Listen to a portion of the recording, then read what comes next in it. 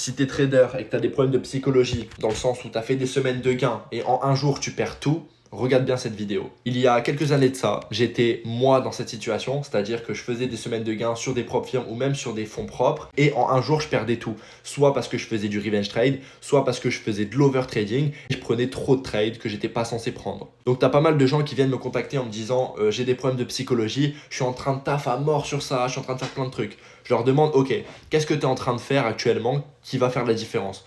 J'essaye de me lever un peu plus tôt, j'essaye de me coucher un peu plus tôt, avoir une meilleure hygiène de vie. Est-ce que tu penses que c'est réellement ça qui va faire la différence dans ton trading? Est-ce que tu penses que c'est au lieu de manger des Kellogg's le matin, tu vas manger du gingembre, ça y est, tu vas devenir rentable? Ça n'a aucun rapport en fait. Ça va certes t'aider à 2%, mais ce qui va vraiment faire la différence, ça va être des vrais exercices. Pour te donner un exercice concret qui a fonctionné sur moi, c'est le fait d'avoir conscience qu'une émotion, ça dure 90 secondes maximum. Quand tu es dans le mal, que tu as envie d'overtrader, que tu as envie de faire ceci, cela, tu vas juste close le graphique temporairement, mettre un minuteur d'1 minute 30, soit 90 secondes, et tu vas attendre. Ça va te permettre de faire de la micro-méditation, prendre du recul sur la situation et te rendre compte que finalement, c'est pas si grave. Si tu perds le trade, ça fait partie du plan. Et puis, le principal, c'est que tu overtrades pas par la suite. Tu me remercieras plus tard. En attendant, tu peux t'abonner.